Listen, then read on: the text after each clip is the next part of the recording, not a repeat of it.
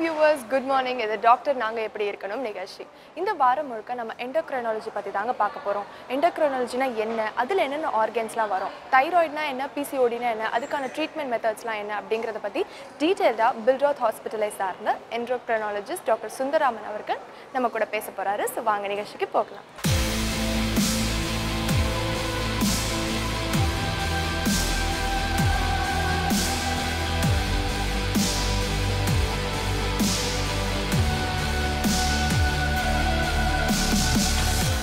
வணக்கம் டாக்டர், எப்படி இருக்கீங்க? நல்லா இருக்கேன். ஓகே, எண்டோக்ரைனாலஜி அப்படின்னா என்ன doctor? Because it's not so familiar. தெரியும் எல்லாருக்குமே அதோட டெப்த் என்னன்னு தெரியும், பட் ஆனால் அந்த ஒரு வேர்ட் வந்து it's not much familiar. Like ஒரு டென்டிஸ்ட் கிட்ட போகிற மாதிரி, ஒரு ஐ ஸ்பெஷலிஸ்ட் கிட்ட போகிற மாதிரி அது ஒரு ஃபெமிலியாரிட்டி இருக்காது. ஸோ எண்டோக்ரைனாலஜி பற்றி எங்களுக்கு ஒரு அவுட்லைன் கொடுங்க. இப்போ உயிரினங்கள் வந்து செய்தி பரிமாற்றம் வந்து ஒலியினால் ஏற்படுது. அதே மாதிரி உடல் கூறில் வந்து செய்தி பரிமாற்றம் வந்து ரெண்டு முக்கியமான உறுப்பினால் ஏற்படுது.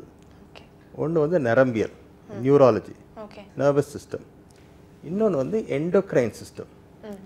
அந்த எண்டோக்ரைன் சிஸ்டம் தான் தமிழில் நம்ம நாளமில்லா சுரபி அப்படின்னு சொல்கிறோம்.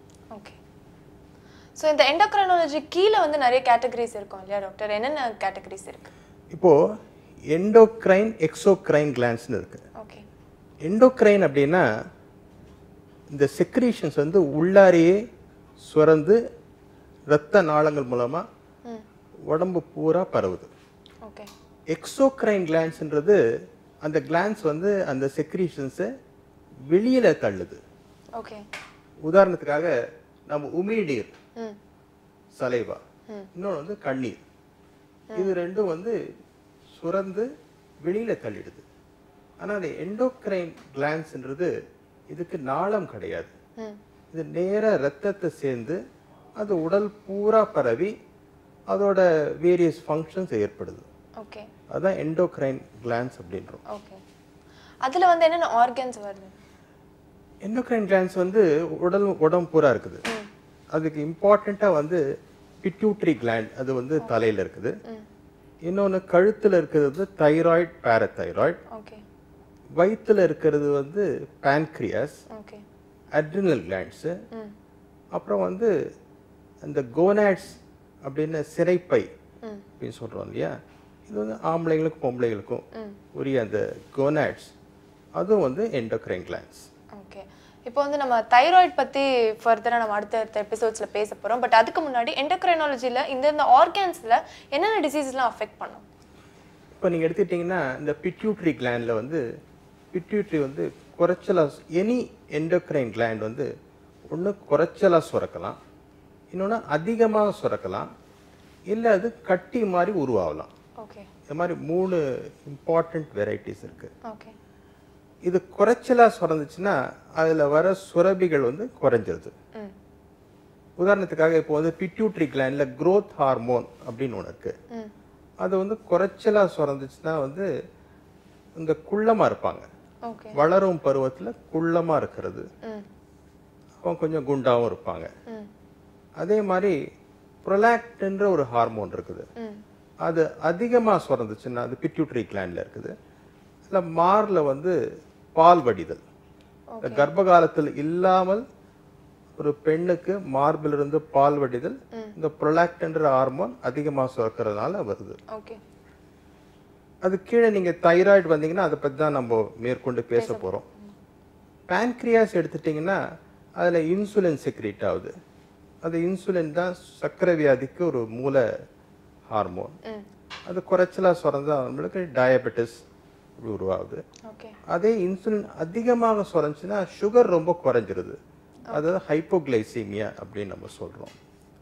அதே அட்ரினல் கிளாண்ட் அப்படிங்கன்னா அதில் வந்து கார்டிசால் அப்படின்ற ஒரு ஹார்மோன், அது வந்து அதிகமாக சுரந்துச்சுன்னா உடல் பருமனாகி அவங்களுக்கு பொம்பளைங்களுக்கு மாதவிடை இல்லாமல் இருக்கிறது.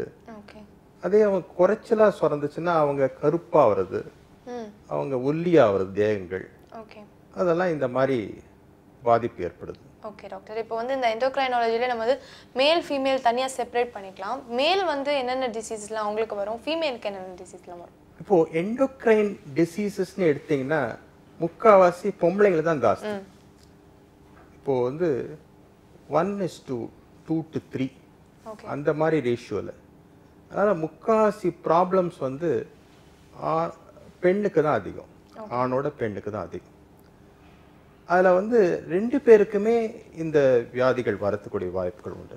ஓகே அதனால் ஸ்பெசிஃபிக்காக வந்து இந்த வியாதி ஆண்களுக்கு தான் வரணும், இந்த வியாதி பெண்களுக்கு தான் இருக்கணும்னு இல்லை. ஓகே எக்ஸப்ட் கொனாட்ஸ்னால வர்றது, ஓகே அதுக்கு ஆணுக்குரிய அந்த கொனாட்னால வர்றது ஆணுக்கு வரும், பெண்ணுக்குரிய அந்த சினைப்பையில் வர்றது பெண்ணுக்கு அந்த அஃபெக்ஷன் வரும். ஓகே டாக்டர், இப்போ இதுல வந்து சிவியாரிட்டி எந்த அளவுக்கு இருக்கும்? இப்போ வேணா நம்ம prevention is better then cure அப்படின்னு சொல்லுவாங்க. ஸோ எந்த ஒரு வியாதியுமே வந்து ஸ்டார்டிங் ஸ்டேஜ்லேயே ப்ரிவென்ட் பண்ணிட்டா அது நல்லது. பட் ஆனால் இந்த ஒரு எண்டோக்ரைன் கிளான்ஸ்ல வந்து சிவியாரிட்டி எந்த அளவுக்கு இருக்கும் பாதிப்பு? இது எல்லா ஆர்கனையும் அஃபெக்ட் பண்ணும். இன்ஃபேக்ட் சொன்னீங்கன்னா தலை முடியிலேருந்து கால் நகம் வரைக்கும் எல்லாத்தையும் அஃபெக்ட் பண்ணும். அதே மாதிரி நம்ம மதரோட ஊம்லேருந்து டெத் பெட் வரைக்கும் எல்லா வயதினரையும் அஃபெக்ட் பண்ணும்.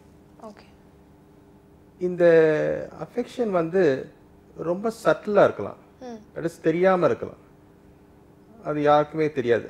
அன்லஸ் நீங்கள் வந்து அதுக்குரிய இரத்த பரிசோதனை இன்வெஸ்டிகேஷன்ஸ் பண்ணாதான் தெரியும்.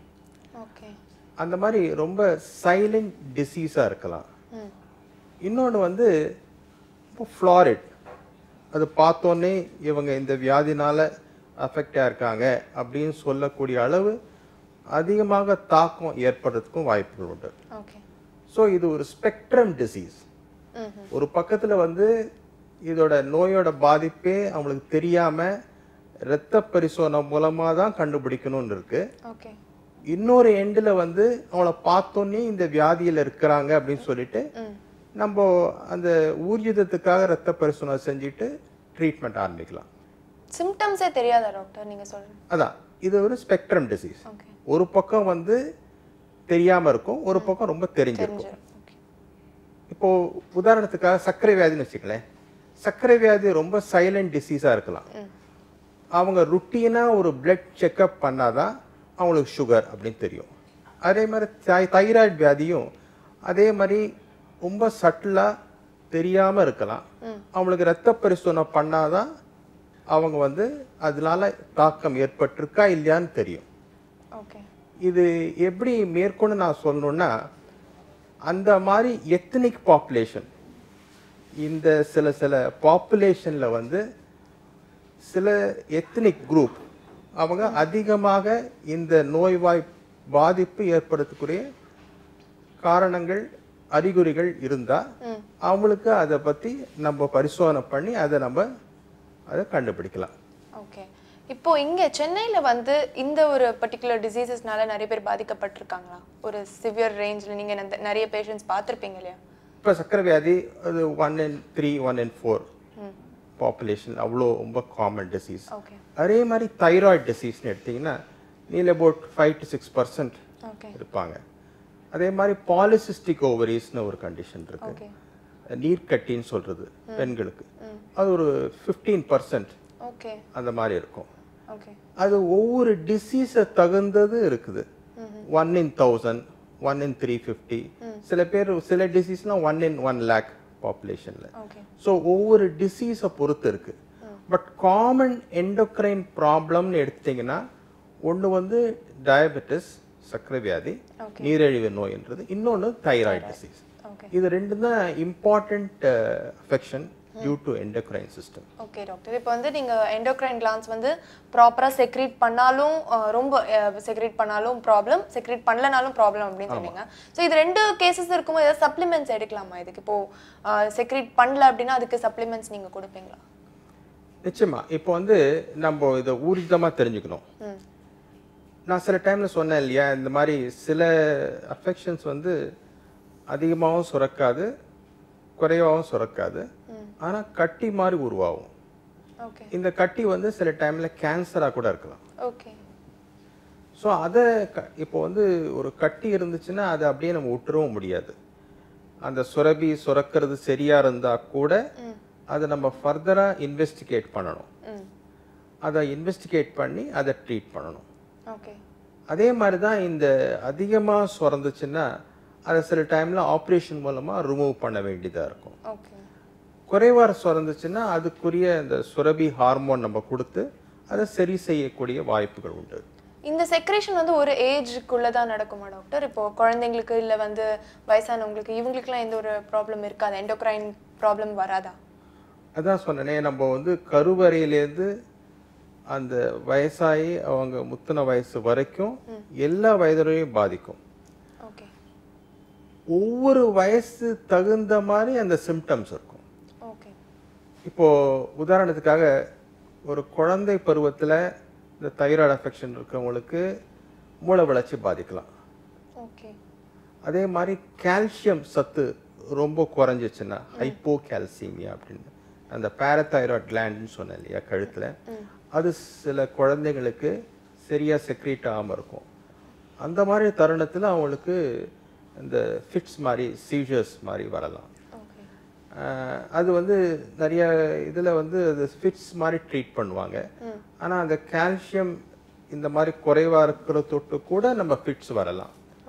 ஸோ அந்த கால்சியம் கொடுத்தா அது சரியாயிடும். அந்த ஃபிட்ஸுக்கான மருந்தே தேவை இருக்காது அந்த மாதிரி. அதே மாதிரி வந்து சுகர் ரொம்ப குறைச்சலாக கூட இருக்கலாம், ஹைப்போகிளைசீமியா, அதனால கூட ஃபிட்ஸ் வரும். ஸோ இந்த மாதிரி குழந்தை பருவத்தில் அந்த மாதிரி வரும். அதே பருவ காலத்தில் வந்து இந்த ஹார்மோன் அதிகமாகவோ குறைவாக சுரக்கிறதுனால அவங்க வந்து பருவம் அடையாமல் இருக்கலாம், பருவ வளர்ச்சியே இல்லாமல் இருக்கலாம், அல்ல மாதவிடாய் ஆரம்பிக்காமல் இருக்கலாம். அந்த மாதிரி அந்த பருவ காலத்தில் அந்த மாதிரி ஆம்பளைங்களுக்கு வந்து ஆண் உறுப்பு வந்து ரொம்ப குறைச்சலாக வளர்ந்துருக்கலாம், ஆண்மைத்தன்மை ரொம்ப குறைவாக இருக்கும். அதே மாதிரி பிள்ளை பேர் காலத்தில் வந்து அந்த பிள்ளை பேர் பாக்கியமே இல்லாமல் இருக்கலாம், இந்த மாதிரி சுரபிகள் அப்நார்மல் செக்ரீஷன்ஸ்னால. இந்த மாதிரி ஒவ்வொரு வயதுலையும் அதோட அஃபெக்ஷன் டிஃப்ரெண்ட் சிம்டம்ஸாக அது காமிக்குது. அதே மாதிரி ஒரு வயசாகி கொஞ்சம் மிடில் ஏஜில் வந்து அவளுக்கு ஹைப்பர் டென்ஷன், இரத்த கொதிப்பு வரலாம், உடல் பருமன், உடல் ரொம்ப இளைக்கிறது, இந்த மாதிரி சிம்டம்ஸ் வரலாம். ஓகே, நீங்கள் வந்து குழந்தைங்க அஃபெக்ட் ஆகிறத பற்றி சொன்னீங்க. இப்போ வந்து இந்த ஸ்பெஷலி சேலஞ்ச், மென்டலி சேலஞ்ச், இந்த ஆட்டிசம் குழந்தைங்கள்லாம் இருக்காங்கல்ல, ஸோ அவங்களுக்கும் இந்த எண்டோக்ரைன் கிளான்ஸ்க்கு ஏதாவது சம்மந்தம் இருக்கா? இப்போது இந்த நான் சொன்னேன் இல்லையா, சில ஹார்மோன் செக்ரீஷன்ஸ் குறைவாக இருக்கிற தொட்டு அவங்க மூளை வளர்ச்சி பாதிப்பு ஏற்படலாம். இந்த மாதிரி கண்டிஷன்ஸில் ஆட்டிசமும் கூட சேர்ந்து இருக்கலாம். ஆட்டிசம் இதனால காரணம் கிடையாது, பட் இது கூட சேர்ந்து இருக்கலாம். இந்த நாளமில்லா சுரபியல் இந்த கிளாண்ட் செக்ரீஷன்ஸ் வந்து பல ஃபங்க்ஷன்ஸ் இருக்கு. அதுல வந்து சில ஃபங்க்ஷன்ஸ் குறைபாடுனால இது கூட சேர்ந்து அந்த மூளை வளர்ச்சியை அதிகமாக்கலாம். ஸோ ஏற்கனவே ஒரு mentally retarded or mentally challenged ஒரு சைல்டு வந்து அவளுக்கு மேற்கொண்டு தைராய்டு அஃபெக்ஷன் இருந்தால் இன்னும் அதிகமாக அந்த அஃபெக்ஷன் இருக்கும். ஸோ அதை ட்ரீட் பண்ணால் அந்த அஃபெக்ஷனோட பாதிப்பு குறையலாம். ஓகே டாக்டர், இப்போ வந்து இந்த டே டு டே நம்ம ரொட்டீன் லைஃப்பில் வந்து அதை எப்படி பாதிக்கும், நம்மள எந்த மாதிரியான பிரச்சனைகள் வந்து சந்திக்கிறாங்க? இப்போ டே டு டே லைஃப்பில் வந்து நம்ம பேசிக்காக ஒரு பெண்களுக்குன்னு வச்சுப்போமே, பெண்களுக்கு வந்து இந்த அதிகமாக முடி கொட்டுறது, இல்லை முகத்தில் அதிகமாக பரு, முகத்தில் முடி, அவங்க மாத விலக்கு வந்து தள்ளி தள்ளி வருது, இல்லை மாத விலக்கு அதிகமாக படுறது, மெனரேஜியா, அதே மாதிரி அவங்களுக்கு பிள்ளை பாக்கியம் இல்லாமல் இருக்கிறது, அப்புறம் அசதி, எக்ஸ்ட்ரீம் டயர்ட்னஸ், ஃபெட்டிக், அது, அப்புறம் கால் கை வீக்கம் கொடுக்கறது, மூஞ்சி வீக்கம் கொடுக்கறது, நகங்கள் பாதிப்பு ஏற்படுறது, இந்த மாதிரி பல சிம்டம்ஸ் வந்து அது தாக்கம் ஏற்படுறதுக்கு வாய்ப்பு உண்டு. இதனால வந்து கேன்சரோ இல்லை வந்து வேற ஏதாவது ஒரு லங் சம்மந்தப்பட்ட பிரச்சனைகளோ இல்லை வேற ஏதாவது ஒரு டிசீசஸ் வந்து அஃபெக்ட் பண்ணுமா இந்த எண்டோக்ரைன் கிளாண்ட் செக்ரீஷன்? ஆமாம், எண்டோக்ரைன் சிஸ்டம் அஃபெக்ட் ஆச்சுனாலே இது வந்து பல ஆர்கன் சிஸ்டம் அஃபெக்ட் பண்ணும். ஓகே, இப்போ ஹார்ட்னு எடுத்தீங்கன்னா ஹார்ட்டில் வந்து ஃபெயிலியர் உண்டாக்கலாம், ஹார்ட் அதிகமாக துடிப்பு, டாக்கிகார்டியா அது வரலாம். அதே மாதிரி லங்ஸ், நுரையீரலில் வந்து அவங்களுக்கு அடிக்கடி இன்ஃபெக்ஷன், எஸ்பெஷலி அவங்களுக்கு அப்பர் ரெஸ்பிரேட்டரி இன்ஃபெக்ஷன், சளி பிடிக்கிறது அவங்களுக்கு, இல்லை இருமல் ஜாஸ்தி வந்துக்கிட்டே இருக்கிறது, ஓகே அதே மாதிரி நுரையீரல்ல நீர் கலெக்ட் பண்ண வருது, ஓகே அதே மாதிரி வயிறு சம்பந்தமான அவளுக்கு லிவரில் அஃபெக்ஷன் இருக்கலாம், லிவர் என்சைம்ஸ் எல்லாம் அதிகமாகலாம், லிவர் வீக்கம் கொடுக்கலாம், அதே மாதிரி அவங்களோட மலச்சிக்கல் அந்த மாதிரி ஏற்படலாம், இல்லை டயரியா ஏற்படலாம். அதனால அந்த தாக்கத்தினால அவங்களுக்கு உடல் பருமனோ உடல் இளைக்கிறதோ உண்டாகலாம். இப்போ அவங்க அதுக்கு ஓகே இந்த ஒரு அவேர்னஸ் இல்லாம எண்டோக்ரைன் ப்ராப்ளம் இருக்குங்கிற அவேர்னஸ் இல்லாம ஹேர் ஃபால்க்கோ இல்லை வேற ஏதாவது ஒரு டிசீசஸ்க்கு அவங்க ட்ரீட்மெண்ட் எடுத்துக்கிட்டே இருந்தா இது எப்படி டாக்டர் ஸ்டாப் ஆகும்? இதுக்கு என்ன வழி பண்றது? அதுக்கு தான் இந்த மாதிரி சிம்டம்ஸ் இருந்தா இந்த எண்டோக்ரைன் கிளாண்ட்ஸ் இன்வால்வ்டா இருக்கான்னு பார்க்கணும் நம்ம. அதுக்காக இந்த விழிப்புணர்வு ரொம்ப தேவை. இந்த வியாதி ஒரு ஃப்ளாரிடா நிறைய பேருக்கு ஒரு வெட்ட வெளிச்சமா தெரியணும்னு அவசியமே இல்லை, ரொம்ப சைலண்டா இருக்கலாம். ஸோ நம்ம இதை கண்டுபிடிக்கிறதுக்கு சில பரிசோதனைகள், ரத்தம் டெஸ்ட் இதெல்லாம் பண்ணாதான் நமக்கு இந்த வியாதி இருக்குதா அப்படின்னு நம்ம கண்டுபிடிக்க முடியும். அந்த எண்டோக்ரைன் கிளாண்ட் அப்நார்மாலிட்டி இருந்தால் அதை ட்ரீட் பண்ணாலொழிய அவங்களுக்கு ஹேர் ஃபாலோ இல்லை உடல் பருமனோ உடல் இளைக்கிறதோ அவங்களுக்கு சரியாகாது.